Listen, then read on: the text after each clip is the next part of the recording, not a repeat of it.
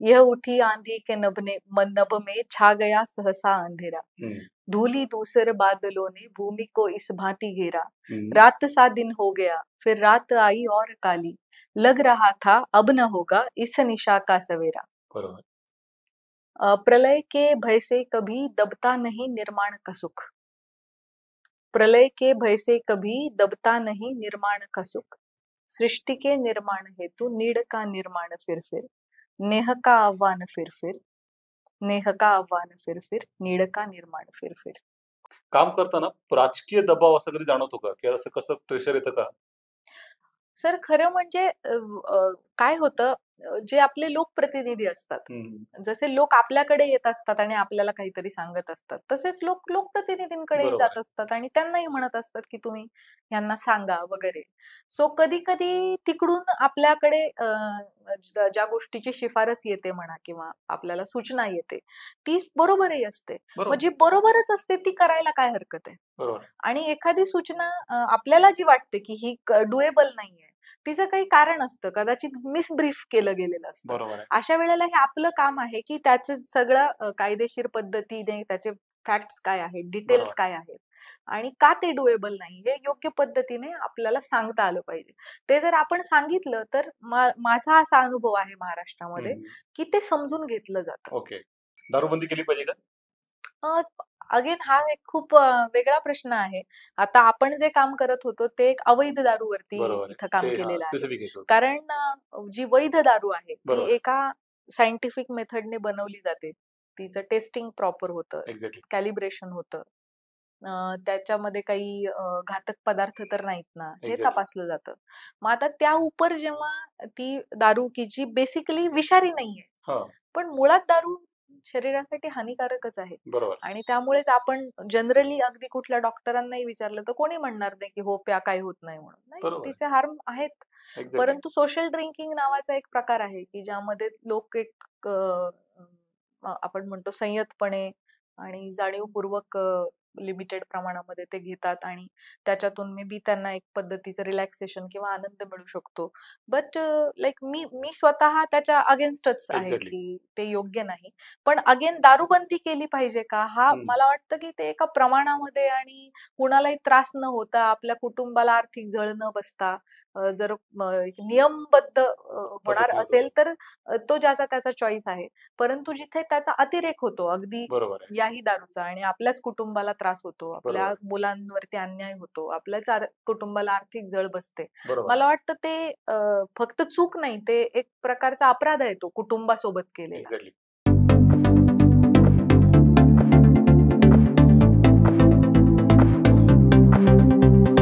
नमस्कार, मी लोकायन आयस अकॅडमीकडून भूषण देशमुख बोलतोय. आपण आज पॉडकास्ट करणार आहोत तेजस्वी सातपुते मॅडम बरोबर, आणि त्या IPS आहेत आणि त्यांनी खूप चांगल्या प्रकारे त्यांचं आतापर्यंतचं काम आहे त्याच्यामध्ये परफॉर्मन्स दाखवला आहे. आपण त्यांचं व्यक्तिमत्व आणि त्यांची कारकीर्द याच्याबद्दल एक हलकी फुलकी चर्चा करणार आहोत, फार चेतन जाता. त्यावर सुरुवात करूयात सर? चालेल ना? हो सर. तुम्हाला बालपणापासून तुम्ही महत्वाकांक्षी होत्या का? सर महत्वाकांक्षी होते की नाही खरं मला त्याचं अनालिसिस फार करता नाही आलेलं. पण एक गोष्ट जरूर होती की मी धडपडी खूप होते लहानपणापासून आणि तेव्हाही होते आणि आजही जो माझ्यामध्ये एक चांगला गुण आहे असं मला वाटतं ते म्हणजे अपयश पचवण्याची ताकद. की मला अपयश आणि अपमान हे लहानपणापासून पचवता आलेले आहे. त्यामुळे मला कधी अपयशांची भीती वाटली नाही आणि म्हणून मला नवनवीन क्षेत्रांमध्ये जाताना भीती वाटली नाही किंवा नवीन कुठले प्रयोग करताना मला त्याची आजही भीती वाटत नाही. त्यामुळे म्हणजे ह्या गोष्टीला महत्वाकांक्षेशी कसं जोडता येईल मला माहित नाही, पण मला म्हणजे अपयश या गोष्टीची कधी भीती न वाटल्यामुळे कदाचित माझ्या मनात जे आलं ते करता आलं मला. ते करताना अगदी म्हणजे कुठली नवीन गोष्ट करत असताना मी त्याच्या अपयशाचा फार विचार करत नाही. मला असं वाटतं की यातून एकतर काहीतरी चांगलं साध्य होईल की यात जर यश मिळालं तर, आणि यात अपयश नाही मिळालं तर मला एक धडा तरी मिळेल की मी पुढच्या वेळेला काय इम्प्रूव्हमेंट केली पाहिजे. पायलट व्हायचं स्वप्न तुमचं? होय. तर मग पायलट होता नाही आलं तर मग कसं वाटलं तेव्हा? मग फार वाईट वाटलं. कारण म्हणजे आता इतकी मॅच्युरिटी त्या वयामध्ये नव्हती. खूप वाईट वाटलं, कारण जवळपास 3री-4थी पासून माझं ते स्वप्न होतं की आपण एअरफोर्स मध्ये पायलट व्हायचं म्हणून. म्हणजे तेव्हा हेही माहित नव्हतं की मुलींना त्यावेळेला एनडीए मध्ये किंवा ह्याच्यामध्ये प्रवेश नव्हता. तो आता नुकताच सुरू झालेला आहे. पण आपल्याला पण एअरफोर्स मध्ये पायलट व्हायचं असं स्वप्न होतं. आणि मग पुढे 9वी-10वीला असताना चष्मा लागला आणि मग ते स्वप्न भंगलं. की आता चष्मा लागला, आता नाही जाता येत, सैन्यामध्ये नाही जाता येत असं असताना. आणि मग खूप वाईट वाटलं. पण मी तोच विचार केला की ठीक आहे ना, ते नाही करता आलं तरी आपल्याला आणखी काय करता येऊ शकेल. आणि खरं तर त्याला अल्टरनेटिव्ह म्हणून मी IPS हे स्वप्नही ठेवलेलं नव्हतं. मी नंतर बायोटेक्नॉलॉजी केलं. त्यानंतर मी LLB साठी प्रवेश घेतला आणि ते करत असताना UPSC विषयी माहिती मिळाली. आणि माझा रँक असा मिळाला की मी पुन्हा युनिफॉर्म सर्व्हिसेस मध्ये आले. त्यामुळे आज मागे वळून पाहताना त्या गणवेशात नाही, पण या गणवेशामध्ये मला सेवा करण्याची. की कुठलाही निर्णय चुकीचा नसतो असं तुमचं एक म्हणणं असतं, तर ते तशा दृष्टीने बघता का? म्हणजे हो, अगदी. म्हणजे मला वाटतं निर्णय आपण एकदा घेतला ना की त्याची जबाबदारी पण आपण घेतली पाहिजे. तो निर्णय घेतला की तो निर्णय कसा बरोबर होता हे सिद्ध करण्यासाठी होता होईल ते सगळे प्रयत्न आपण केले पाहिजेत. आणि ते सगळे प्रयत्न करूनही आपल्या पदरी अपयश पडलं तर एक मोठा धडा आणि एक मोठी शिकवण आपल्याला त्यातून मिळूनच जाते. त्यामुळे निर्णय खरंच कुठला चुकीचा असतो असं मला वाटत नाही. त्याच्या मागच्या भावना चांगल्या असतील तर. त्यावेळी ते निर्णय घेतले. अगदी. अगदी. पण मग तुम्ही समजा ते बायोटेक्नॉलॉजी कसं ठरवलं? मग त्यात तुम्हाला असं काही ठरवलं होतं की पुढे काय बनायचं त्याच्यामध्ये, का त्याच्यात तुम्ही असं काही ध्येय ठरवलं होतं का काही? 11वी-12वीला विज्ञान शाखेमध्ये शिकत असताना बायोटेक्नॉलॉजी ही त्यावेळेला खूप नवीन शाखा होती. म्हणजे माझी जी बॅच आहे बायोटेक्नॉलॉजीची ही महाराष्ट्रातली केवळ 4थी बॅच. म्हणजे मी जेव्हा फर्स्ट इयरला प्रवेश घेतला तेव्हा फक्त एकच बॅच पास आउट होऊन, जस्ट ग्रॅज्युएशन होऊन आता मास्टर्स साठी बाहेर पडलेली होती. तो अगदी नवीन होती शाखा आणि त्याच्याविषयी जे काही वर्तमानपत्रांमध्ये ऐकायला मिळायचं किंवा वाचायला मिळायचं तर त्यातून मला ते खूप फॅसिनेटिंग वाटलं की ही सर्व विज्ञानाच्या शाखांचं ज्ञान आपल्याला देणारी आणि जे म्हणतो ना आपण जॅक ऑफ ऑल आणि किंग ऑफ वन असं बनवणारी ही एक शाखा आहे. आणि त्याच्यातून म्हणजे वैज्ञानिक होण्यासाठी किंवा वैज्ञानिक दृष्टिकोन आपल्यामध्ये येण्यासाठी आपल्याला जे सर्व शाखांचं एक ज्ञान असणं आवश्यक असतं ते या शाखेतून मिळणार आहे. आणि रिसर्चर होण्यासाठीची आपल्याला चांगली संधी याच्याद्वारे उपलब्ध होणार आहे असं बघून मला खूप फॅसिनेटिंग वाटलेलं. आणि मी बायोटेक्नॉलॉजी करत असताना पुढे मला तशी रिसर्चची संधी सुद्धा मिळाली. सो स्वप्न हेच होतं की आपण रिसर्चर होऊ आणि आपण काहीतरी कॉन्ट्रीब्युट करू. तो त्याही वेळेला प्रयोगशाळेमध्ये वेगवेगळे प्रयोग करत असताना खूप छान वाटायचं. म्हणजे आजही कधीतरी वाटतं की असं प्रयोगशाळेमध्ये जावं आणि ते दिवस पुन्हा जगावेत म्हणून. आणि मग तुम्ही कायदा करायचा निर्णय का घेतला? म्हणजे समजा बायोटेक्नॉलॉजी करत असताना फर्स्ट इयर मध्येच एक प्रोजेक्ट ओरिएंटेड बायोलॉजिकल एज्युकेशन पोबे नावाचा एक कोर्स JNC-ASR बँगलोर या इन्स्टिट्यूशनने बनवलेला होता. आणि त्यांचा त्यामागचा उद्देश हा होता की कॅच देम यंग. म्हणजे फर्स्ट इयर मध्ये असणाऱ्या विद्यार्थ्यांना सिलेक्ट करायचं. First year, second year, third इयरच्या उन्हाळ्याच्या सुट्ट्यांमध्ये त्यांना प्रोजेक्ट ओरिएंटेड बायोलॉजिकल एज्युकेशन द्यायचं. तर मी 3 वर्ष तिथे या कोर्सच्या अंडर गेले. पूर्ण भारतातून त्यांनी 10 मुलं सिलेक्ट केली होती. त्यातली मी एक होते. आणि मग तिथं मी 3 वर्ष पोस्ट डॉक आणि PhD करत असलेल्या विद्यार्थ्यांसोबत रिसर्चचा डायरेक्ट अनुभव घेतला. आणि माझ्या लक्षात आलं की माझं जे इमॅजिनेशन होतं रिसर्चच्या विषयी मला ते कसं चालतं असं वाटत होतं त्यापेक्षा त्याची रियालिटी थोडी वेगळी होती. तरी ती छानच होती पण ती कदाचित माझ्या पर्सनॅलिटीला मॅच होणारी नव्हती असं मला त्या 3 वर्षामध्ये जाणवलं. म्हणजे जे मला कदाचित MSc केल्यावर आणि PhD करताना जाणवलं असतं ते मला BScतच जाणवलं. त्यामुळे मग मी ठरवलं की आता आपण MSc किंवा PhD नाही करायचं. हे क्षेत्र छानच आहे पण हे आपल्याला आयुष्यभर करायला नाही आवडत. आणि मग परत आले जेव्हा मी बँगलोरहून तेव्हा आता काय करायचं तर MA करू शकतो, LLB करू शकतो. मग त्याच्यासाठी शोधाशोध सुरू केली आणि मग LLB साठी फॉर्म भरले. ती मला वाटतं लास्ट किंवा सेकंड लास्ट डेट असेल. अगदी असा शेवटच्या क्षणी मी तो फॉर्म भरला. आणि ILS लॉ कॉलेजला माझा 3ऱ्या मेरिट लिस्टला माझा नंबर लागला. कारण बायोटेक्नॉलॉजीचं मेरिट हे स्टेट मेरिटच 72-73% होतं. मला त्यातले 71 पॉइंट काही टक्के होते. परंतु बाकीच्या सगळ्या फील्ड्सच्या किंवा त्या स्ट्रीम्सच्या तुलनेमध्ये हे मार्क्स कमी आहेत. त्यामुळे जरी ते स्टेट टॉपरचे मार्क असले तरी ओव्हरऑल ते कमीच होते. त्यामुळे माझा तिसऱ्या लिस्टला LLB साठी नंबर तिथे लागला आणि मग मी तिथे ऍडमिशन घेतलं आणि LLB करायला सुरुवात केली. त्याचा तुम्हाला सर्व्हिसमध्ये फायदा होतो काय? खूप फायदा होतो. मला LLBचाच काय, मला बायोटेक्नॉलॉजी सुद्धा फायदा होतो.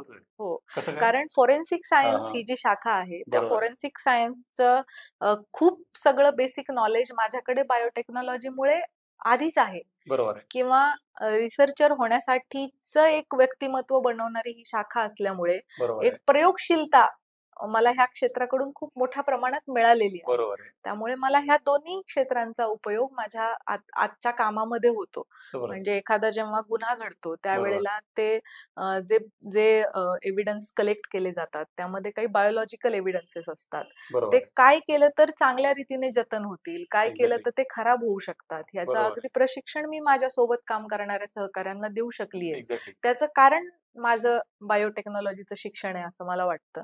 आणि कायद्याचं ज्ञान तर डायरेक्टच ऍप्लिकेबल आहे. पोलिसांचं तर ते ब्रेड अँड बटर आहे. आम्ही प्रत्येक दिवशी कायद्याच्या आधारेच आमचं काम करत आहोत. छान, बरोबर. हे कॉम्प्लिमेंटरी. अगदी. आणि मग UPSC निर्णय कसा घेतला? LLB करत असताना माझ्या वर्गातले माझे काही फ्रेंड्स त्यावेळेला स्पर्धा परीक्षांचा अभ्यास करत होते. बरोबर. आणि म्हणजे मजेची गोष्ट अशी की माझं लक्ष त्यांच्याकडे का गेलं की ते वर्तमानपत्र खूप वाचायचे आणि कधी कधी ते शिक्षकांची बोलणी पण खायचे की तुमचं वर्गात लक्ष नाहीये, तुम्ही न्यूजपेपर वाचता. मला कौतुक वाटायचं की हे 2-2, 3-3 तास न्यूजपेपर वाचतात किंवा नंतरही लायब्ररीमध्ये न्यूजपेपर वाचतात, तर हे का बरं एवढं वाचत असतील? म्हणजे रुटीनली आपण वाचतो तेव्हा आपण बऱ्यापैकी वरवरचं वाचत असतो किंवा आपल्याला इंटरेस्टिंग वाटेल तीच बातमी आपण वाचतो. आणि म्हणून मी विचारपूस करायला सुरुवात केली. मग मला कळलं की त्यांच्यातले काही MPSCचा अभ्यास करत होते, काही UPSCचा अभ्यास करत होते. त्यांच्याकडून मला प्राथमिक माहिती स्पर्धा परीक्षांविषयी मिळाली. आणि मग त्यानंतर मी इतर माध्यमांमधून माहिती घेण्याचा प्रयत्न केला. आणि मग ते पुन्हा एकदा मला असं खूप ते फॅसिनेटिंग वाटलं हे क्षेत्र की तुम्ही जर या क्षेत्रामध्ये 1-1.5 वर्ष चांगला अभ्यास करून जर तुम्ही सिलेक्ट झालात पहिल्या दुसऱ्या प्रयत्नामध्ये, तर तुम्हाला या सर्व प्रकारच्या सर्व्हिसेसचा भाग होण्याची संधी याद्वारे मिळते. आणि एक पूर्ण कल्पना तर मी सिलेक्ट होईपर्यंत मी कोण IAS IPS ला कधी बघितलेलं नव्हतं. त्यामुळे ते नेमकं काय काम करतात ह्याची पूर्ण कल्पना मला असणं शक्यच नव्हतं. पण ओव्हरऑल आपल्याला माहिती असतं की they are the decision makers, they are policy makers. आणि आपण सुद्धा हे करून आपल्या क्षेत्रापुरते, आपल्या ज्युरिस्डिक्शन पुरते, आपल्या विभागापुरते डिसिजन मेकिंग सिस्टमचा भाग होऊ शकतो. ही गोष्ट मला त्याची खूप अपील झाली. आणि मग मी UPSC करायचं ठरवलं. म्हणजे थोडासा ट्विस्टेड झालाय पण मग इंटरेस्टिंग. होय, अगदी. आणि त्यानंतर मराठी साहित्य हा वैकल्पिक विषय घ्यायचा कसं ठरवलं मग? मी UPSC करायचं ठरवलं. मग माझी अगदी म्हणजे बेसिक पासून नाही का माहिती मला घ्यावी लागली. मग अच्छा 2 वैकल्पिक विषय निवडावे लागतात. मग ते कुठले निवडले जावेत? तर मला असे विषय निवडायचे होते की ज्याने मला अभ्यास करताना आनंद मिळेल. आणि मला बऱ्यापैकी स्वतः अभ्यास करता येऊ शकेल. अशा हे 2 क्रायटेरिया मी ठरवले की जो विषय मला कोणी समजावून सांगण्याची गरज नाही. मी वाचन केलं, मी स्वतःवर कष्ट घेतले, तर मला तो विषय आला पाहिजे.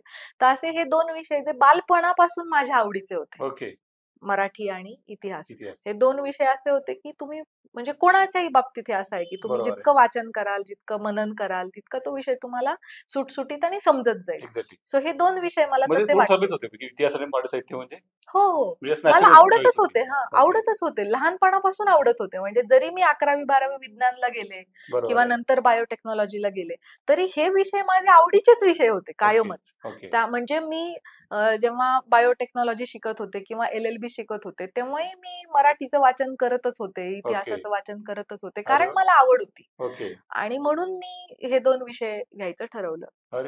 आणि मग ते वाचन अजूनही चालू आहे?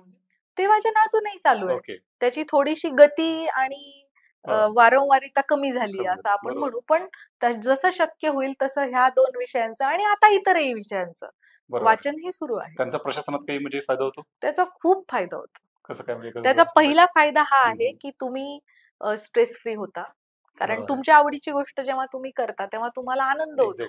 तो आनंद तुम्हाला झाला किंवा तुम्ही जर काही स्ट्रेस मध्ये असाल तर तुम्ही त्या मधून बाहेर येता. आणि जेव्हा तुम्ही प्रफुल्लित असता, तुमचं मन छान असतं, तेव्हा तुमची एनर्जी चांगल्या लेवलला राहते आणि तुम्ही ऑटोमॅटिकली काम चांगलं करता. किंवा मुळात वाचन तुम्हाला आवडत असेल, ते कुठल्या का विषयाचं असेना, मुळात वाचन आपल्याला आवडत असेल तर कोणत्याही नवीन विषयाचं वाचन करताना सुद्धा आपल्याला व्यवस्थित ते करता येतं. आपण छान पद्धतीने वाचू शकतो, त्याही विषयाचं ज्ञान आपण मिळवू शकतो आणि त्याही विषयावरती आपण काम करू शकतो. त्यामुळे प्रशासनामध्ये मला या 2 विषयांच्या आवडीचा आणि मुळात या 2 विषयांमुळे मला लागलेल्या वाचनाच्या आवडीचा खूप उपयोग झाला आणि होतोय. म्हणजे काय विचारतोय, कारण सध्या ना वाचनाचं प्रमाण कमी झालंय. होय. आता डिजिटल याच्यामुळे काय होतं, वाचनाचं कोणी वेळ करायला तयार नाही. होय. मग ते महत्वाचं आहे तुम्हाला? म्हणजे अगदी अगदी मला तर ते खूप महत्वाचं वाटतं. म्हणजे अगदी कुठल्याही क्षणी माझी ज्या गाडीत मी प्रवास करते त्यात 2-3 पुस्तकं असतात. ज्या टेबलावरती मी काम करते त्या टेबलावर 2-3 पुस्तकं असतात. घरी ज्या ठिकाणी आपण बसतो तिथे 2-3 पुस्तकं असतात. बेडरूमच्या शेजारच्या टेबलवर 2-3 पुस्तकं असतात. या सगळ्यांचं वाचन पॅरलली सुरू असतं. कितीदा तरी असं होतं की हे पर्टिक्युलर पुस्तक आता मी 15 दिवसांनंतर उघडतेय, बिकॉज ऍट अ टाइम मी 7-8 पुस्तकं वाचतीये आणि मग 2-3 पानं आधी वाचलेली होती ती मे बी मला पुन्हा रिपीट वाचावी लागतात आणि मग पुढे कंटिन्यू करावं लागतं. काही गोष्टी थोड्याशा पुसल्या सुद्धा जातात. पण माझ्यासाठी हे महत्वाचं आहे की मी वाचन करावं आणि त्यासाठी माझ्या पुस्तक कायम हाताशी असावं. असं होऊ नये की मी हे पुस्तक तिथं न्यायचं विसरले, मग आता गाडीत पुस्तक नाही, ऑफिसमध्ये नाही किंवा ऑफिसमध्ये विसरले म्हणून घरी नाही.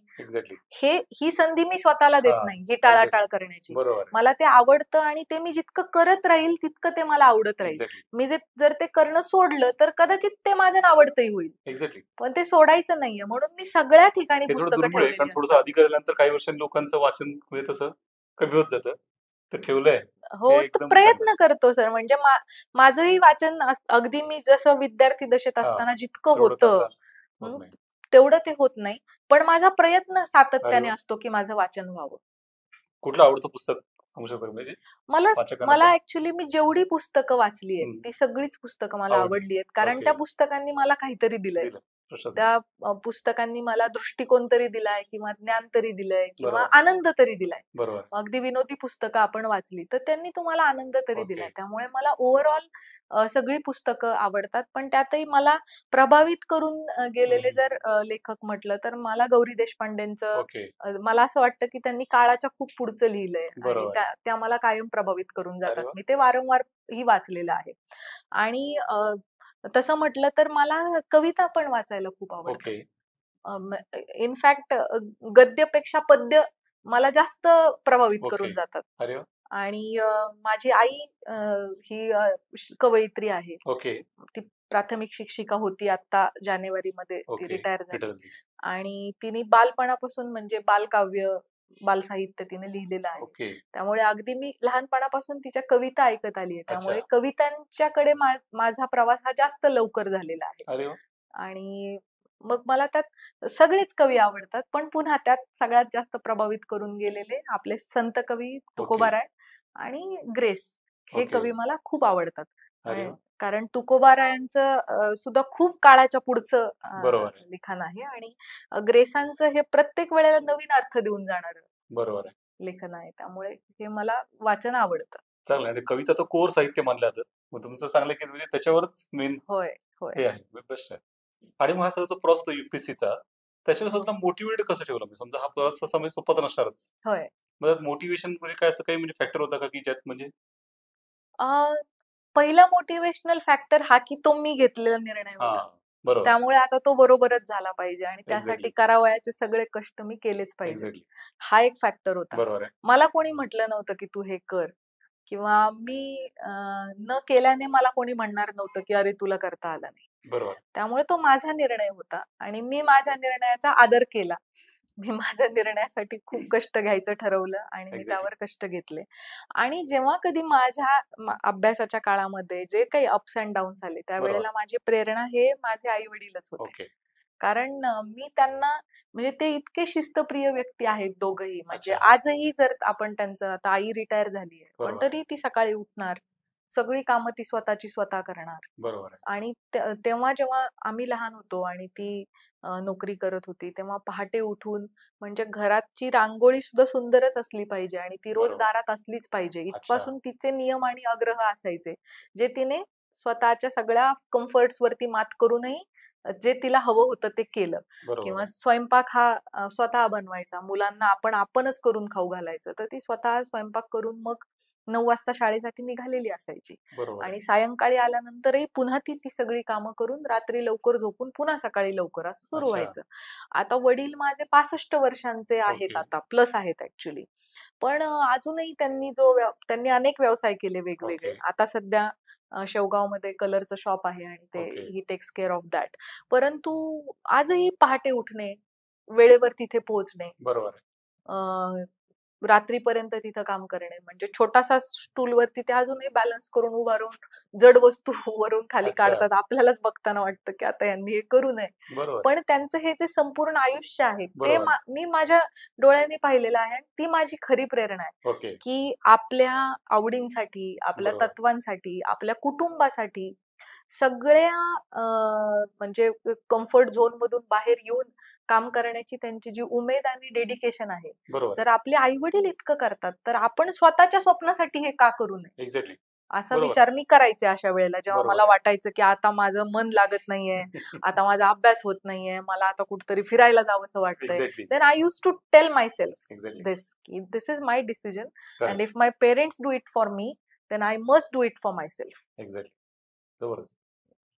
आणि मग समजा हे जर प्रवास जो यशस्वी झाला, तेव्हा मग असं म्हणजे यश मिळणार असं इमॅजिन केलं होतं आधीच का नव्हतं केलं? खूपदा इमॅजिन केलं केलं होतं. होतं. खूपदा इमॅजिन केलं होतं मी. म्हणजे हा पण एक योगायोगच म्हणायचा, हं. की माझा पहिला प्रेफरन्स आय-ए-एस होता. हो, सेकंड बरोबर आहे. प्रेफरन्स आय-पी-एस होता. पण का कोणास ठाऊक मला स्वप्न पडायची ती युनिफॉर्म मधलीच ओके. पडायची. म्हणजे दो माय फर्स्ट प्रेफरन्स वॉज आय-ए-एस. हां, हां. मला किंवा मे बी तो एक सेट युनिफॉर्म आहे ना. एक्झॅक्टली. स्वतःला सीव्हीज ते पण मध्ये आहे. इमॅजिन करणं मला कदाचित स्वप्नातही शक्य झालं नाही. करेक्ट. ते कुठेतरी एक युनिफॉर्म डोक्यामध्ये होता आणि मग मला अशी पडायची स्वप्न, की मी सिलेक्ट झाली आहे आणि ओके. माझ्या शाळेत माझा सत्कार होतो आहे आणि मग मी त्याच्यात काय बोलत आहे, किंवा ओके. माझा निकाल लागलाय आणि तो मी आईला सांगितला आहे आणि आईच्या डोळ्यात आनंदाश्रू आलेत, बरोबर आहे. किंवा माझे फ्रेंड्स सेलिब्रेट करत आहेत. Okay. I use to dream this. Okay. कधीतरी याचा विचार आणि इमॅजिनेशन मी केलेलं असायचं आणि ते बरोबर आहे. माझ्या स्वप्नातही कितीदा तरी रिफ्लेक्ट व्हायचं. त्यामुळे मी हे इमॅजिन केलं होतं, पण अर्थात जेव्हा ते सत्य घडतं बरोबर तेव्हा आहे. ते सगळ्याही स्वप्नांच्या पलीकडचं असतं. एक्झॅक्टली. तसंच झालं म्हणजे आणि मग होय. का शाळेत झाले? हो. ओके. ते सगळं झालं झालं. कारण माझे ते शिक्षक सुद्धा म्हणजे त्यांनी मला इतकं प्रेरित केलेले माझे शिक्षक, ते आजही खूप they are very close to my heart. Okay. माझे शाळेचे, माझ्या कॉलेजचे शिक्षक. त्यामुळे बरोबर आहे. माझ्या इमॅजिनेशन मध्ये ते कायम असायचे, की त्यांचे आशीर्वाद माझ्या कायम सोबत आहेत. बरोबर आहे. त्यांचे प्रोत्साहन कायम माझ्या सोबत आहेत. त्यामुळे ज्या दिवशी मी सिलेक्ट होणार आहे ना, त्या दिवशी आपली मुलगी सिलेक्ट झाली ह्याचा आनंद एक्झॅक्टली. त्यांना होणारच आहे. बरोबर आहे. त्यामुळे ते झालंच नंतर. म्हणजे व्हेन आय गॉट सिलेक्टेड, मी माझ्या शाळेमध्ये मला बोलवलं गेलं. बरोबर आहे. अनेकदा गेले मी तिथे अच्छा. त्यानंतर. माझ्या कॉलेजमध्ये गेले आणि आजही माझ्या सर्व छोट्या-छोट्या अचिव्हमेंट्सचं सुद्धा तिथून कौतुक कौतुक होत आहे. राहतं आणि ते कौतुक वेगळं आहे. नाही बरोबर. प्रश्न होय. नाही. जबरदस्त. आणि मग ट्रेनिंग जे होतं ते कठीण होतं का? हो, ट्रेनिंग कठीण होतं. माझ्यासाठी सुरुवातीचे 3-4 महिने हे अच्छा. दिव्य होते बरोबर आहे. अक्षरशः. कारण तिथे आपण खूप वेगवेगळ्या ऍक्टिव्हिटीज करतो. बरोबर म्हणजे आहे. जसं हॉर्स रायडिंग पण असतं, स्विमिंग पण असतं, रूट मार्च असतं, रनिंग असतं, परेडची प्रॅक्टिस, ड्रिल वगैरे असते, वेपनचं ट्रेनिंग असतं, बरोबर आहे. मॅप रिडिंग असतं. सो ह्या सगळ्या गोष्टी असतात. त्यापैकी काही गोष्टी आपण म्हणजे आपल्याला येत असतात. उदाहरणार्थ वॉक करणे. हां, भलेही तुम्ही खूप चालल्यानंतर थोडं फटीग व्हाल, बट बरोबर वॉकिंग आहे. You know. एक्झॅक्टली. पण रनिंग प्रत्येकाने केलेलंच असतं नसतं. असं नाही. बरोबर आहे. स्विमिंग प्रत्येकाने केलेलंच असतं असं नाही. एक्झॅक्टली. किंवा हॉर्स रायडिंग. म्हणजे माझं तर पहिलंच एक्सपोजर होतं ते. बरोबर आहे. मी स्विमिंग तिथे जाऊन शिकले, मी हॉर्स रायडिंग तिथेच शिकले बरोबर. किंवा वेपन्स तिथे पहिल्यांदा शिकले. पण त्यावेळेला आपण सगळेच सोबतच शिकलो. म्हणजे कोणी एक्झॅक्टली. आधी येतंय, येत नाही असं नाही. त्यामुळे तिथे गेल्यानंतर अशा अनेक गोष्टी होत्या की ज्या इतरांना येत होत्या पण आपल्याला येत नव्हत्या. बरोबर. पण त्याला 3-4 महिने लागले त्याचे बेसिक्स कळायला आणि मग जास्त थकून गेल्यासारखं व्हायचं, कारण येत नाहीये, आपण नव्याने शिकतोय. आणि प्रत्येक दिवशी साधारणतः 5 तासांपेक्षा जास्तच फिजिकल ऍक्टिव्हिटी असायची. त्यामुळे मला पहिले 3-4 महिने खूप थकून गेल्यासारखं आणि रात्री झोपलं की आता उद्या जागच येणार नाही इतकी गाढ झोप लागायची किंवा एक पद्धतीचा फटीग होता किंवा हे आपल्याला जमेल का असं वाटायचं. पण 4 महिन्यानंतर सगळ्या गोष्टी इम्प्रूव्ह होत गेल्या. आपल्याला सगळ्या गोष्टींचे बेसिक्स यायला लागतात, तसे मलाही यायला लागले आणि हळूहळू मग ते एन्जॉयबल व्हायला लागलं. आणि मग त्यातल्या काही गोष्टींमध्ये एक्सेलही करता आलं. सो ती एक अचिव्हमेंट आहे. म्हणजे training itself is a achievement की मला हे येत नव्हतं आणि 10 महिन्यांच्या काळामध्ये आता मला हे याच दर्जाचं यायला लागलेलं आहे. सो अशा अनेक गोष्टी हैदराबादच्या ट्रेनिंग मध्ये एनपीए मध्ये शिकायला मिळाल्या आणि स्वतःच्या नवीन क्षमता कळल्या. असं कधीच वाटलं नव्हतं की आपण 21 किलोमीटर धावू शकतो. असं कधीच वाटलं नव्हतं की आपण 40 किलोमीटर चालू शकतो. मुलींना वेगळ्या सवलती देतात का नाही? मुलींना सवलती मुलींना अशा वेगळ्या सवलती कुठेच नाहीयेत. खरं अनेक लोकांचा तो एक गैरसमज असतो की युपीएससी मध्ये मुलींना रिझर्वेशन आहे का, तर युपीएससी मध्ये नाहीये मुलींना रिझर्वेशन. आणि ट्रेनिंगच्या बाबतीमध्ये सुद्धा जे काही पासिंग क्रायटेरिया आहेत ते सगळ्यांसाठी सारखे आहेत. मला जे आठवतंय त्यामध्ये फक्त एका ठिकाणी मुलींना 5 मिनिटांचं एक्झिबिशन आहे. ते म्हणजे आम्ही पळायचो भरपूरच, म्हणजे आमची प्रॅक्टिस अगदी 21 किलोमीटर पळण्याची झाली होती, पण ज्याचे गुण काउंट होतात असे परीक्षेचे 10 किलोमीटर होते की ते 10 किलोमीटर तुम्हाला यायचं आहे आणि मग 40 मिनिटात आलात तर किती मार्क्स, 50 मिनिटात आलात तर किती, 55, 60. तो 60 मार्क हे पासिंग मार्क्स होते, बिकॉज 50% पासिंग. सो 60 मिनिटांमध्ये जर तुम्ही आलात तर तुम्हाला 50% मार्क्स मिळतील, त्याच्या आधी आलात जास्त मिळतील, 60च्या नंतर आता कमी मिळतील, म्हणजे नापास होऊ शकता तुम्ही त्यामध्ये. तर त्यात मुलींसाठी for boys it was 55 minutes, मुलींसाठी ते 60 मिनिट होतं. असा एक 5 मिनिटांची सवलत संपूर्ण ट्रेनिंग मध्ये त्या एका ऍक्टिव्हिटीत होती. होय. आणि आता चेक केलं पाहिजे, हे मी आमच्या वेळेचं सांगते. आता कदाचित ही सवलत आहे की नाहीये मला माहित नाही, म्हणजे आय नीड टू चेक. बरोबर. छान. मग तो अनुभव छानच होता ट्रेनिंगचा. होय. किंवा पर्सनल डेव्हलपमेंट मध्ये म्हणजे खूप खूप खूप पर्सनॅलिटी डेव्हलपमेंट मध्ये मी म्हणेन की ते ओव्हरऑल तुमच्या क्षमताच इतक्या वाढवतं आणि नवीन क्षमता स्वतःच्या दाखवतं, त्यामुळे तुमचा कॉन्फिडन्स वाढतो. आणि कॉन्फिडन्स वाढला की तुम्ही एक मनाने कणखर बनता. किंवा तुम्ही जास्त धाडस करू लागता, जे या क्षेत्रामध्ये आवश्यक असतं कधी कधी. एक्झॅक्टली. महाराष्ट्र नसतं मिळालं दुसऱ्या कुठल्या राज्यामध्ये काम करायला आवडलं असं? माझा पहिला प्रेफरन्स महाराष्ट्र होता. दुसरा प्रेफरन्स माझा कर्नाटक होता. त्याचं कारण मी बँगलोरमध्ये ते 3 वर्ष राहिले होते आणि मला कायम बँगलोर ही पुण्याची ट्विन सिटी वाटत आलेली आहे की हे तसंच आहे म्हणून, किंवा मी तिथे राहून थोडीफार कन्नड मला समजायला आणि किंचित बोलायला पण यायला लागली होती.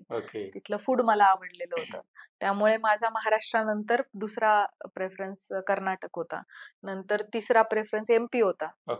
आणि बाकीचे असे फार स्पष्ट मला आठवत नाहीत, पण आय थिंक माझा चौथा प्रेफरन्स ॲग्मूट होता.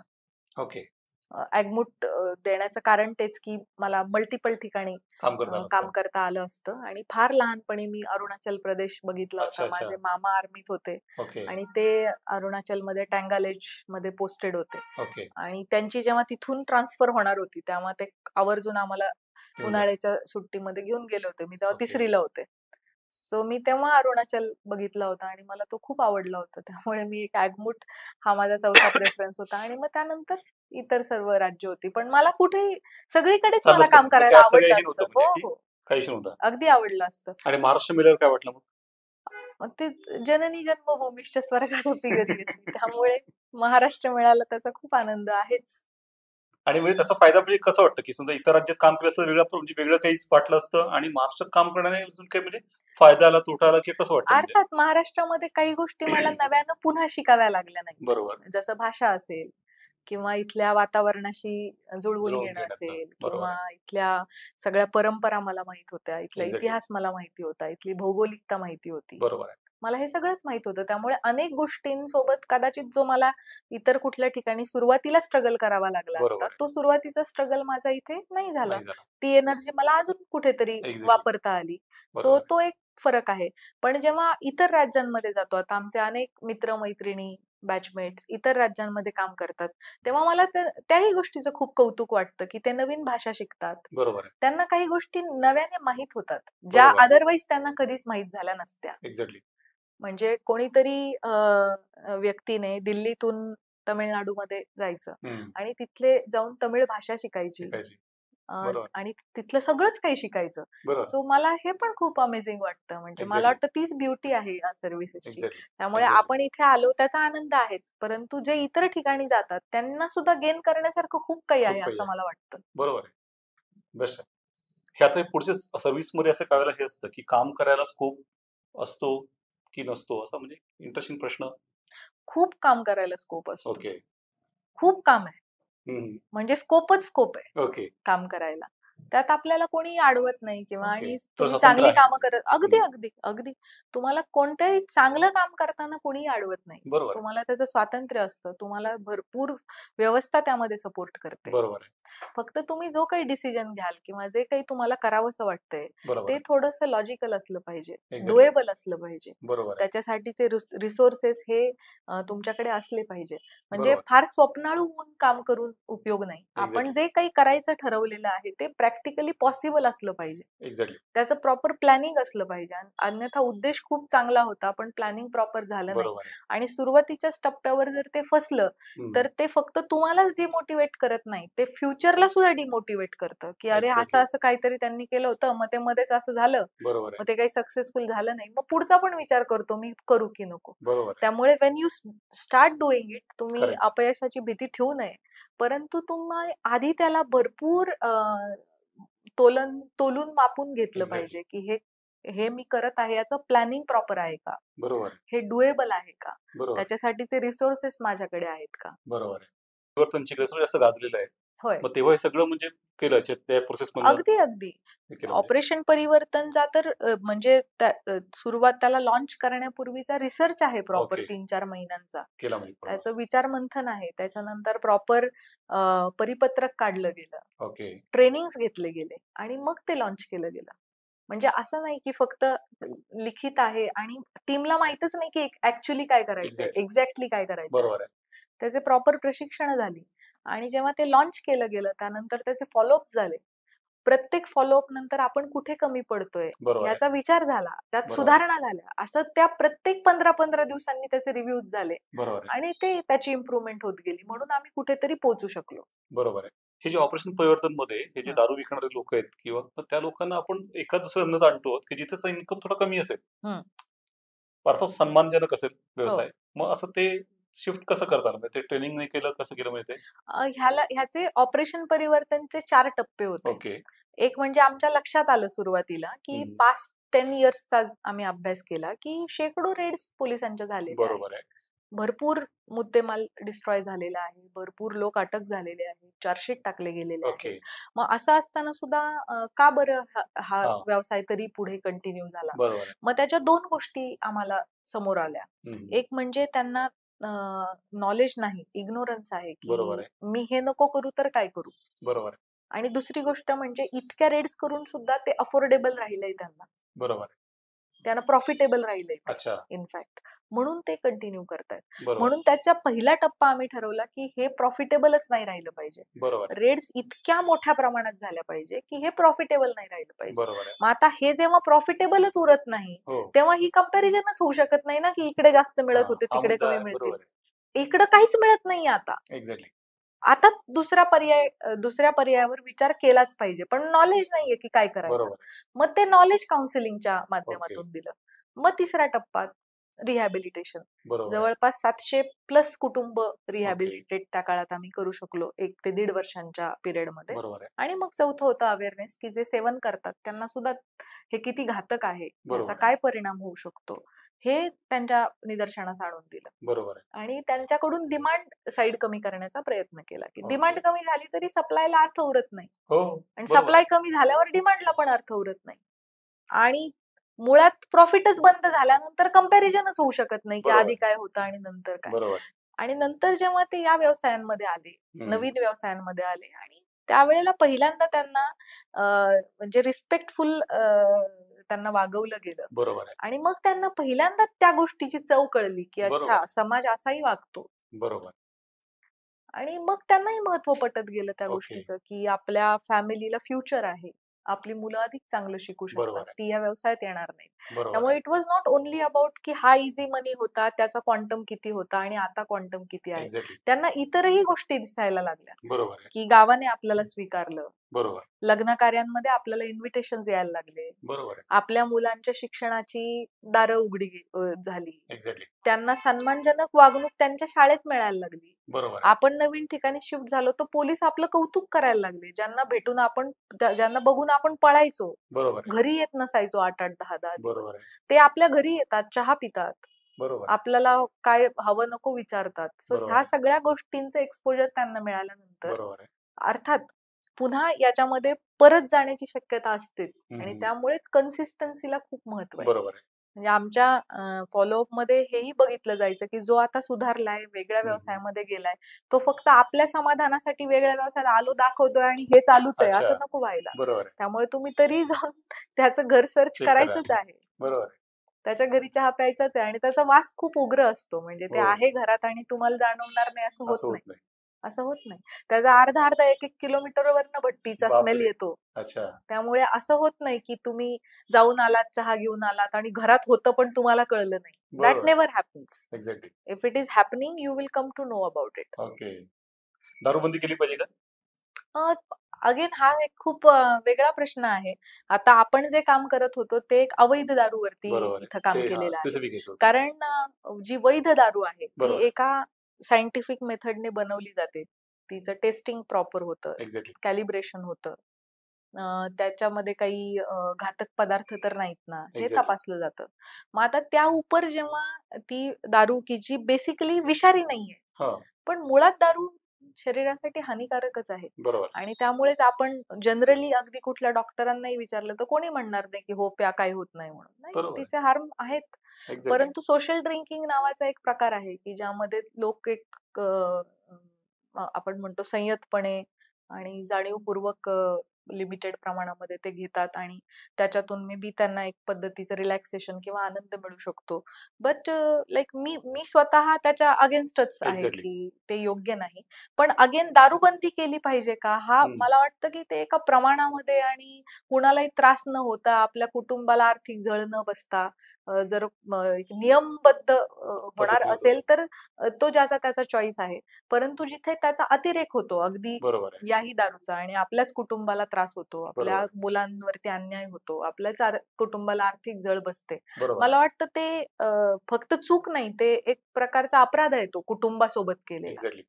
त्यामुळे तो नाही करायला पाहिजे. छान सांगितलं. म्हणजे हे सगळ्यातनं असं दिसून येतं की विकास प्रशासनामध्ये पोलीस भाग घेऊ शकतात. अगदी अगदी. मी म्हणेन की पोलिसांशिवाय विकास प्रशासन होऊ शकत नाही. बरोबर आहे. जिथे कायदा सुव्यवस्था आहे तिथे विकास झालेला आहे. जिथे कायदा सुव्यवस्था तितकीशी चांगली नाही. पण तो एक भाग झाला. नुसतं कायदा सुव्यवस्था ठेवली. हो, म्हणजे इनडायरेक्ट भाग जो आहे पोलिसांचा इनडायरेक्ट सहभाग हा प्रत्येक विकास कामामध्ये राहिलेला आहे. आणि डायरेक्ट कामामध्ये सुद्धा पोलिसांना भरपूर वाव आहे. भरपूर वाव आहे. एक्झॅक्टली. हेच त्याच्यातलं परिवर्तनचा एक मला वाटतं मेसेज एक मोठा तो एक आहे. निश्चित की अशा प्रकारची कामं पोलीसही करू शकतात आणि करू शकतात. त्यांना पण उत्साह वाटेल की नेहमीपेक्षा थोडं. किंवा तो विचारतो प्रश्न की पोलीस त्याच्यामध्ये रोज वेळेवरचे गुन्हेगार, खून, दरोडे, फसवणूक असं निराश वाटत नाही का कधी कधी की हे सगळं काय समाज म्हणजे असं पूर्ण म्हणजे कारण तसंच समाज रोज समोरच असेल. होय. तर असं निराश नाही वाटत का असं कधी? आणि अगदी बरोबर आहे. आणि म्हणूनच आपल्याला आपलं जे रुटीन काम आहे क्राईम ते सोडून सुद्धा काही गोष्टी आपल्या समोर असल्या पाहिजेत पोलिसांच्या समोर असं मला वाटतं. म्हणजे अगदी साध्या गोष्टी आहेत की आपला जो कॅम्पस आहे तो स्वच्छ असणं, तिथं वृक्षारोपण केलेलं असणं, गावातल्या लोकांसाठी सुद्धा त्यांना सुद्धा येऊन बसावंसं वाटेल अशी परिस्थिती आपल्या पोलीस स्टेशनला असलं, चांगल्या लोकांनी सुद्धा चहा पिण्यासाठी म्हणून आपल्या पोलीस स्टेशनला येऊन जावं असं मला कायम वाटत आलेलं आहे. कारण ह्या गोष्टी तुम्हाला सकारात्मकताही दाखवत राहतील. आणि एका बाजूला जेव्हा ही नकारात्मक लोक सुद्धा आपल्या समोर येत असतात, उदाहरणार्थ कोणासोबत तरी अन्याय घडलेला असतो, त्या व्यक्तीला तुम्ही घेऊन येता, मग एक चुकीची व्यक्ती तुमच्या समोर येते, पण त्या चुकीच्या व्यक्तीला पकडल्यामुळे अनेक चांगल्या व्यक्ती सुद्धा तुमच्या कामाचं कौतुक करत असतात. तुम्ही बरं केलं, तुम्ही चांगलं केलं, ह्याला पकडलं असं म्हणत असतात, किंवा आम्हाला न्याय मिळाला अशी भावना त्यांच्या चेहऱ्यावर असते. त्यामुळे ते एकाच कॉइनच्या दोन बाजू आहेत. नकारात्मकच लोक येत नाहीत आपल्या समोर. नकारात्मक लोक हे ना तुम्ही जी केलेली कारवाई आहे ती मोठ्या सकारात्मकतेलाही तुमच्या समोर घेऊन येते. आणि त्याच सोबत हे जे सोशल बॉन्डिंग आपलं जर असेल, म्हणजे फक्त क्राईम क्राईम क्राईम पुरतं न राहता एक प्रिव्हेंटिव्ह पोलिसिंग वरती सुद्धा आपला भर असेल, की गावातली मुलं ती पोलिसांच्या संपर्कात राहिली तर कदाचित त्यांना वाईट संगतीने बिघडण्याची शक्यता कमी होते. पोलीस स्टेशनमध्ये फ्रीली कोणी वॉक इन करू शकतं अशी परिस्थिती असेल तर ऑटोमॅटिकली चुकीचं वर्तन करणाऱ्यांच्या मनात भीती राहते, की कुठल्याही क्षणी ही व्यक्ती पोलीस स्टेशनला जाऊ शकते आणि माझी तक्रार करू शकते. किंवा अशी सगळी माणसं की जी डायरेक्टली क्राईमशी संबंधित नाहीयेत ती आपल्या संपर्कात राहिली तर आपल्याला इन्फॉर्मेशन मिळत राहते. त्या इन्फॉर्मेशनवर आपण काम करू शकतो आणि त्या माणसांच्या निमित्ताने पोलिसिंग सोडून इतर पैलू जे आहेत समाजाचे तेही आपल्या समोर येत राहतात आणि ते आपल्याला सकारात्मक बनवत राहतात. एकदम इंटरेस्टिंग. त्यामुळे हे एक कनेक्टेड गोष्टी आहेत एकमेकांशी. सो तुम्ही उद्या पोलीस ट्रेनिंग मध्ये घालायला लागला तर एकदम इफेक्टिव्ह घेऊ शकाल असं वाटतं. थँक्यू. कमिशनरेट सिस्टम बद्दल एक कसं हे असतं की ती काय वाढवली पाहिजे, काय केलं पाहिजे? ती जिथे आवश्यक आहे तिथे असली पाहिजे सर. आणि मला वाटतं आपल्या राज्याचं धोरणही तसंच आहे, की जिथे जिथे त्याची आवश्यकता वाढलेली आहे तिथे नवीन कमिशनरेट्स वाढलेले आहेत. जसं पूर्वी आजचं जे पिंपरी चिंचवड कमिशनरेट आहे, पूर्वी हा ग्रामीणचा भाग होता आणि यातला काही भाग हा पुणे सिटीमध्ये होता. मग नवीन कमिशनरेट बनवली गेली ज्यामध्ये पुणे सिटीचा त्यावेळेचा झोन 4 आणि त्याच्या भोवतीचं असलेलं पुणे ग्रामीण असं मिळून तो बनवला गेला. सो जेव्हा असं लक्षात आलं की या पर्टिक्युलर एरियामध्ये क्राईमची डेन्सिटी खूप जास्त आहे आणि पॉप्युलेशन डेन्सिटी सुद्धा इतर ग्रामीणच्या तुलनेनं जास्त आहे, तेव्हा त्याचं कमिशनरेट बनवलं. डेफिनेटली कमिशनरेट सिस्टीम मध्ये काय होतं, म्हणजे शहरांच्या रिक्वायरमेंट थोड्या वेगळ्या असतात. पॉप्युलेशन डेन्सिटी जास्त असते, त्यामुळे जर त्या ठिकाणी क्राईम व्हायला लागली तर ती ही डेन्सिटी कम्पॅरेटिव्हली ग्रामीणच्या कम्पॅरेटिव्हली डेन्सिटी जास्त असण्याची शक्यता असते. दुसरी गोष्ट, या भागांमध्ये MIDCs असतात किंवा जसे वेगवेगळे बिझनेस हब्स असतात की जे ओव्हरऑल समाजाच्या विकासामध्ये हे सगळे व्यवसाय महत्वाचा रोल प्ले करतात. मग अशा वेळेला ट्रॅफिकने तिथे अडसर होऊ नये, लोकांना वेळेत घरी पोहोचता यावं, वेळेत ऑफिसला पोहोचता यावं, या रिक्वायरमेंट शहरी भागाच्या असतात, ज्या ग्रामीण भागाच्या तेवढ्याशा नसतात, कारण पॉप्युलेशन डेन्सिटी कमी असते. त्यामुळे ट्रॅफिकचे इश्यूज कम्पॅरेटिव्हली थोडे कमी असतात. आणि म्हणून जिथे जिथे अशी स्थिती निर्माण होते तिथे तिथे आपल्या राज्यामध्ये कमिशनरेट बनलेले आहेत आणि भविष्यातही जेव्हा अशी केंद्र निर्माण होतील तेव्हा नक्कीच त्याचा विचार होईल. डेफिनेटली. आणि मग आता चर्चा होतोय सगळ्यामध्ये की तुम्ही हा जो सगळा प्रवास करताय तुमचं कुटुंबाचं म्हणजे कसं सहकार्य आहे तुम्हाला? त्यांच्या सहकार्याशिवाय तर शक्यच नाही. म्हणजे त्यांचं खूप सहकार्य आहे. मग ते माझे आई वडील म्हणू दे किंवा माझ्या सासरची मंडळी असू दे, माझे हसबंड असू देत किंवा माझी मुलगी असू देत, या सगळ्यांचं खूप मोठं सहकार्य आणि खूप सकारात्मकता माझ्या डोक्यामध्ये राहण्याला हे सगळे कारणीभूत आहेत. Because they take very good care of me and they support me very much. म्हणजे माझं जर डोकं या गोष्टींमध्ये एंगेज राहिलं असतं तर कदाचित ते इतर गोष्टींमध्ये कॉम्प्रोमाइज होऊ शकलं असतं, परंतु मला घरून इतका सपोर्ट आहे या सगळ्याच लोकांकडून की अगदी सासरकडच्या मंडळींमध्ये सुद्धा कुठलं जवळचं लग्न असेल तरी ते समजून घेतात की म्हणजे मला जाणं शक्य असेल तर मी जाते, पण मी नाही जरी गेले तर मला कोणी हे म्हणत नाही की अरे यायला पाहिजे होतं. आणि तेच उलट माझी बाजू तिथे ठेवतील की नाही ती महत्वाच्या जबाबदारीवर आहे आणि तिला नसेल रजा मिळाली. किंवा मुलगी जेव्हा लहान होती तेव्हा ती 6 महिन्यांची असताना मी मॅटर्निटी लिव्ह वरून पुन्हा कामावर रुजू झाले आणि मग ती 1 वर्षाची होईपर्यंत माझ्या सोबत ती असावी, किमान 1 वर्षाची होईपर्यंत असं सगळं कुटुंबाला वाटायचं. मग येणार कोण सोबत, कारण माझी पहिली पोस्टिंग परतूरला होती आणि तिथे डे केअर सेंटर नाही, असं काहीच नाही. मग येणार कोण सोबत. मग आई माझी तेव्हा सर्व्हिंग होती, आई 1-2 महिने आली, मग माझी मावशी 1 महिने आली, माझी लहान बहीण 1 महिने आली, माझ्या नणंदबाई 1 महिने आल्या, सासूबाई 1 महिना आल्या, असं सगळं होतं. आमचं बाळ झालं 1 वर्षाचं. मग ते गेलं आईकडे, माझ्या आईकडे राहिली ते पुढचे काही महिने आणि मग माझी पुण्यात पोस्टिंग झाली. तेव्हा हसबंड पुण्यात होते, बहीण छोटी पुण्यात होती. मग पुण्यामध्ये पुन्हा आम्ही सगळ्या कुटुंबाने, मी काम करत असूनही कुटुंब बाळाची काळजी घेऊ शकलं. सो अशा अनेक गोष्टी आहेत ज्यामध्ये आपण म्हणतो ना की कुटुंबाच्या स्तरावरचा मेंटल पीस खूप आवश्यक असतो. किंवा त्यांनी समजून घेणं खूप आवश्यक असतं. ती कुठली छोटी गोष्ट असू शकेल, की उदाहरणार्थ आज ठरवलंय की आज आपण रात्री सर्व एकत्र जेवण करूया. बरोबर आहे. आणि तुम्ही नाही येऊ शकलात. बरोबर आहे. मग तुम्ही येऊ शकला नाही ह्याचं दुःख तुम्हाला असतंच. त्यात तुम्हाला एखादं वाक्य जरी कोणी ऐकवलं तर तुमचं दुःख खूप वाढू शकतं. पण त्याच वेळेला जर घरचेच आपल्याला म्हणत असतील, अरे काही हरकत नाही, तू तिथं व्यवस्थित जेवून घे, आम्ही व्यवस्थित आहोत इथे, इथली काही काळजी करू नको. हा मेंटल पीस कुटुंबियांच्या हातात असतो खूप मोठ्या प्रमाणात. ते माझं कुटुंब कायमच म्हणजे असा मेंटल पीस आणि सपोर्ट मला भरभरून देत आलंय. त्यामुळे मी फील्डवरती अनेकांसाठी मला महत्वाचं आहे. पोलीस खात्यामध्ये अशा प्रकारे म्हणजे सपोर्ट देत गेले तर मग जरा आयुष्य थोडं हे होईल. अगदी अगदी. काम करताना राजकीय दबाव असं कधी जाणवतो का, की असं कसं प्रेशर येतं का? सर खरं म्हणजे काय होतं, जे आपले लोकप्रतिनिधी असतात, जसे लोक आपल्याकडे येत असतात आणि आपल्याला काहीतरी सांगत असतात, तसेच लोक लोकप्रतिनिधींकडे जात असतात आणि त्यांनाही म्हणत असतात की तुम्ही यांना सांगा वगैरे. सो कधी कधी तिकडून आपल्याकडे ज्या गोष्टीची शिफारस येते म्हणा किंवा आपल्याला सूचना येते ती बरोबरही असते. मग जी बरोबरच असते ती करायला काय हरकत आहे. आणि एखादी सूचना आपल्याला जी वाटते की ही डुएबल नाहीये, तिचं काही कारण असतं, कदाचित मिसब्रीफ केलं गेलेलं असतं. अशा वेळेला हे आपलं काम आहे की त्याचं सगळं कायदेशीर पद्धतीने त्याचे फॅक्ट्स काय आहेत, डिटेल्स काय आहेत आणि का ते डुएबल नाही हे योग्य पद्धतीने आपल्याला सांगता आलं पाहिजे. ते जर आपण सांगितलं तर माझा असा अनुभव आहे महाराष्ट्रामध्ये की ते समजून घेतलं जातं. ते समजून घेतलं जातं. मे बी तुम्हाला एकदा दोनदा त्यावर बोलावं लागेल, पण ते समजून घेतलं जातं. त्यामुळे मी ह्याला कामाचा भागच समजते. मला हा प्रेशर म्हणून वाटत नाही. बरोबर आहे. की ह्याला वेगळा काय प्रेशर म्हणायचं. म्हणजे जसं तुमच्याकडे 10-15 व्हिजिटर एकाच वेळेला आले तर तो तुमच्या कामाचाच भाग आहे ना. You can't call it pressure. तसाच तुम्हाला एखादा फोन आला तर how can you call it a pressure. It is a part of your work. Exactly. बरोबर. त्यामुळे मला सच कधी असा प्रेशर पण असं म्हणजे अशी म्हणजे धमकीची भाषा किंवा अशी म्हणजे अग्रेसिव्ह मला कधीही अशी धमकीची भाषा माझ्या अनुभवातच नाही.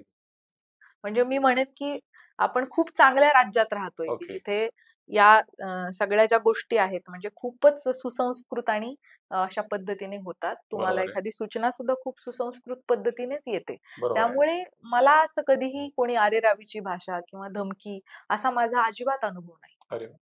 चांगलं. आणि तुम्ही पण तशा आहात त्यामुळे कदाचित तसं पण असेल की म्हणजे तुम्ही पण सरळ आहात एकदम. त्या माणूस शेवटी कोण समोर आहे त्यानुसार पण आपलं हे ठेवतो. अगदी अगदी म्हणजे क्वचित प्रसंगी जे आमच्या विदिन सिस्टम की जसं कधीतरी काही चुकलं तर माझ्याकडूनही माझ्या सहकाऱ्यांना कधी रागवलं जात असेल किंवा माझ्याकडून काही चुकलं तर कधीतरी मलाही रागवलं गेलं असेल. परंतु तो सिस्टमचा भाग आहे. तो भाग आहे. तो त्याला आपण असं म्हणू नये की हे असं आहे. It is everywhere and it should be. That is why hierarchy is there. Exactly. Exactly.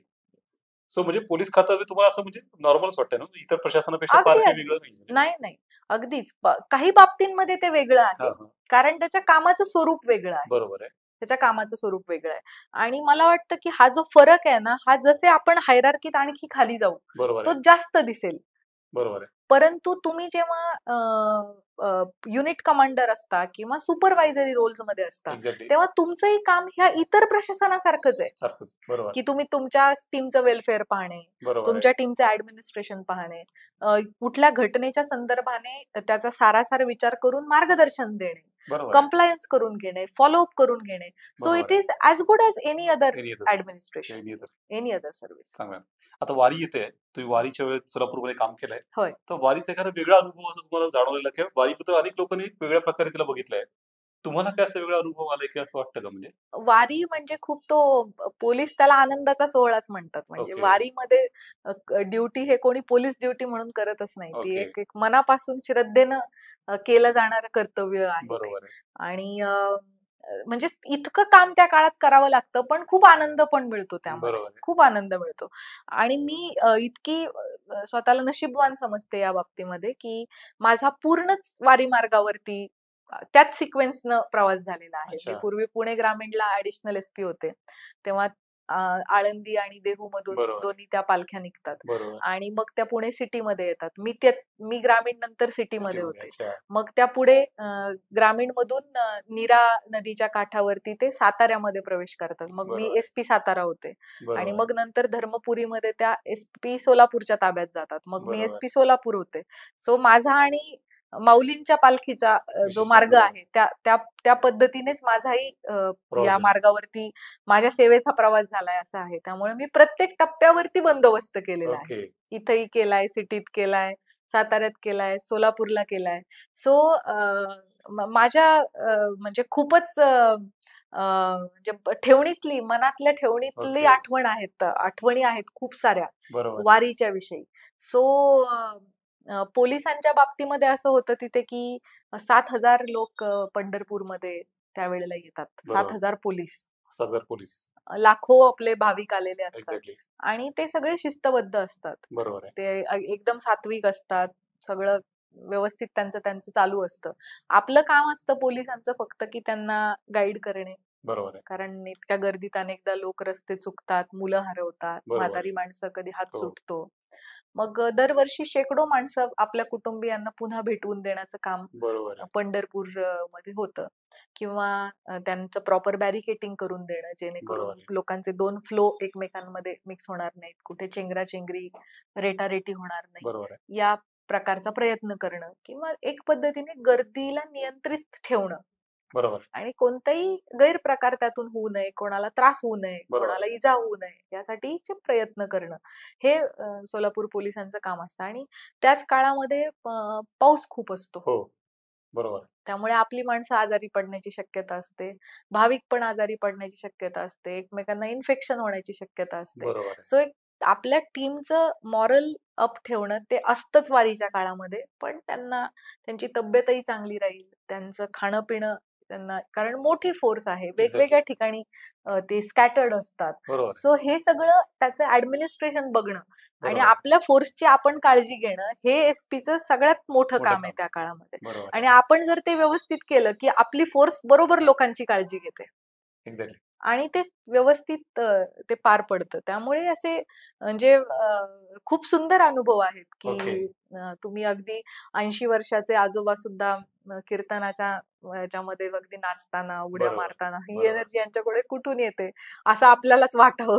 इतके एनर्जेटिक माणसं तिथे आपल्याला मिळतात किंवा अगदी म्हणजे भक्तिभावाने आणि सर्व प्रकारचे ज्याच्यामध्ये कुठला भेदच नाहीये, कुठला म्हणजे जाती धर्माचा भेद नाही, गरीब श्रीमंत, शिक्षित अशिक्षित. ऍब्सोल्युटली. म्हणजे कधी कधी आपण म्हणतो ना की इतकी त्या लोकांची श्रद्धा आहे की त्यांच्या श्रद्धेवर आपली श्रद्धा बसावी. इतका तो एनरिचिंग एक्सपिरियन्स आहे. भविष्यामध्ये हे सगळं NIA आहे केंद्रातलं, CBI होय किंवा CAPF, त्यात जाण्याचा विचार आहे काही?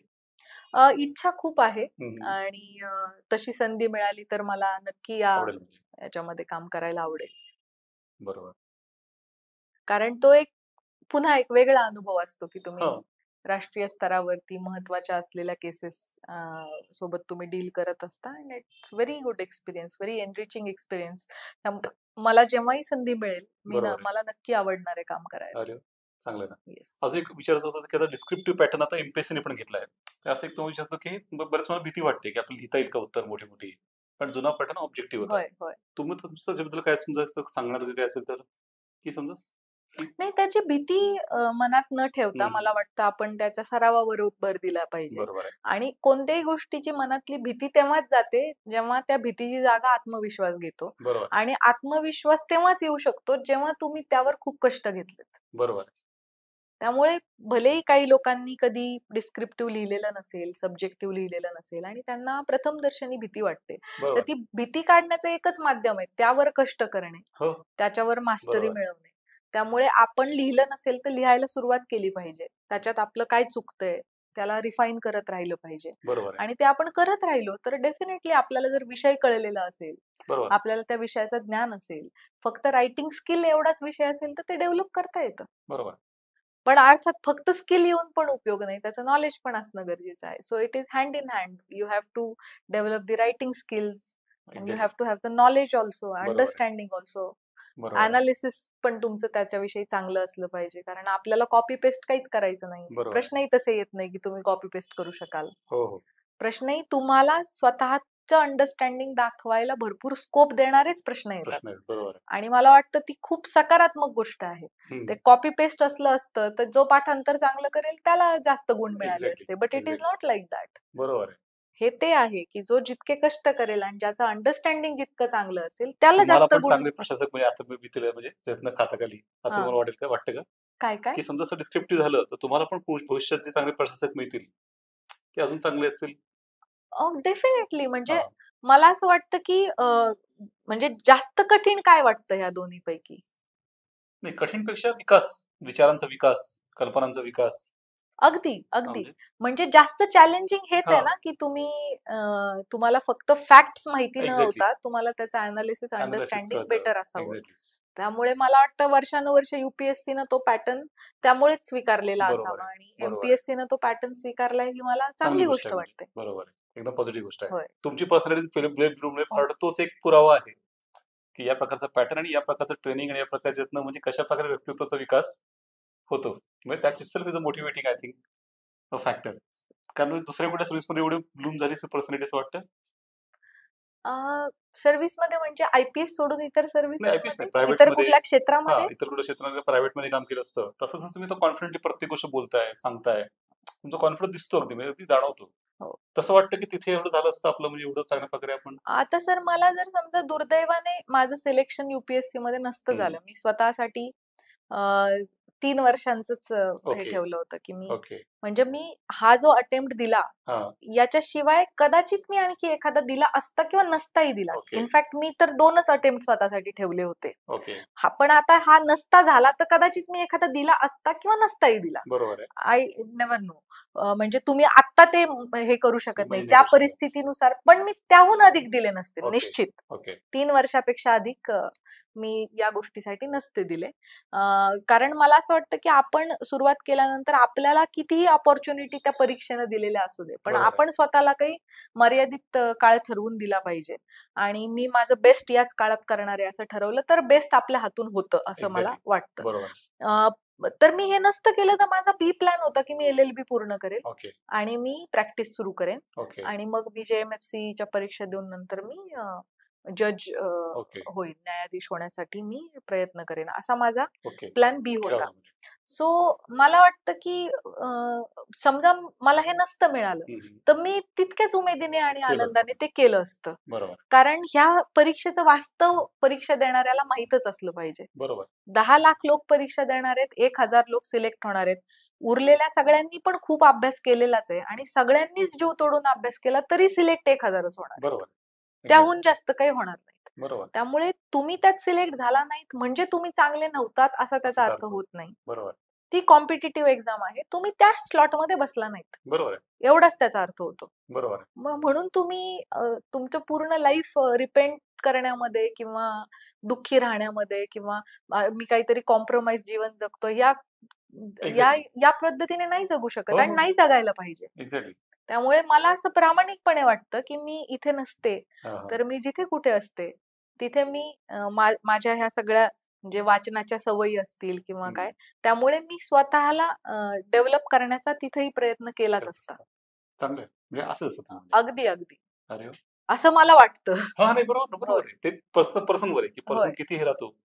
कारण आता इतकी क्षेत्र मी जी बदलली, मी बायोटेक्नॉलॉजी मध्ये होते तेव्हाही अशीच होते किंवा LLB करत होते त्याही वेळेला अशीच धडपड माझ्या मनामध्ये होती. म्हणजे मी फर्स्ट इयर करत असतानाच मी शिवाजीनगर कोर्टमध्ये ऑलरेडी जायला सुरुवात केली होती. म्हणजे मी तेव्हा माझं LLB पूर्ण आजही नाही झालेलं, कारण मी सेकंड इयर मध्ये असताना मी सिलेक्ट झाले आणि मग माझं ते अर्धवट राहिलं ते राहिलंच. या वर्षी मी पुन्हा एंट्रन्स दिली आहे आणि तिचा निकाल येईलच आता एवढं नाही, मी घेणार आहे त्याच्यासाठी ऍडमिशन. सो एक तो जे म्हणतो ना आपण की आपल्याला हे माहित करून घ्यायचंय, हे शिकायचंय, अशी एक वृत्ती माझी तेव्हा होती, आत्ताही आहे.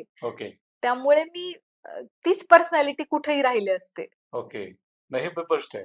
आणि तुमचं फॉर्मेशन तसं झालं विशिष्ट की तुम्ही एका म्हणजे ध्येयानेच आणि विशिष्ट याच्याने म्हणजे काम करता अगदी. कारण हे जर असं नसतं तर कदाचित मला आता पायलट होता येत नाही म्हणून त्याच दुःखात मी कुठल्याही क्षेत्रात गेले तरी ते दुःख माझ्या मनात राहिलं असतं. पण तसं नाहीये. मी इतर ठिकाणी गेले, मला जे आवडलं त्या क्षेत्राकडे मी वळले आणि मी एकदम समाधानी आहे. म्हणजे I am very happy that I am here.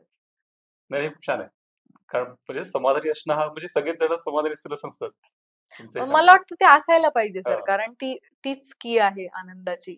बरोबर आहे. समाधान. त्यामुळे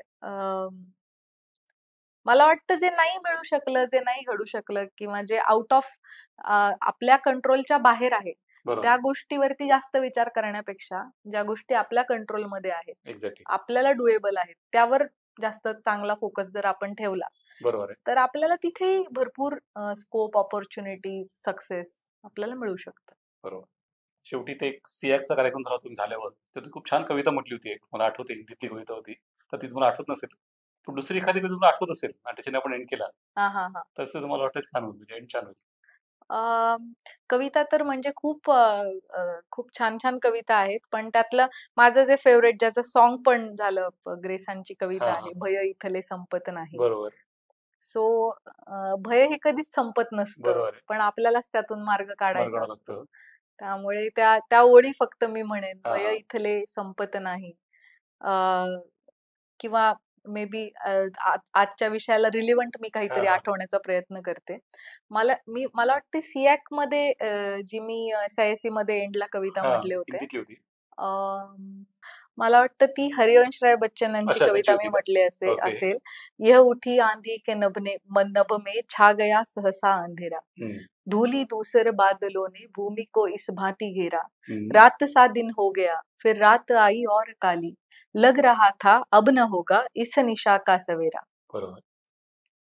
प्रलय के भय से कभी दबता नहीं निर्माण का सुख, प्रलय के भय से कभी दबता नहीं निर्माण का सुख, सृष्टि के निर्माण हेतु नीड का निर्माण फिर नेह का आह्वान फिर नेह का आह्वान फिर नीड का निर्माण फिर.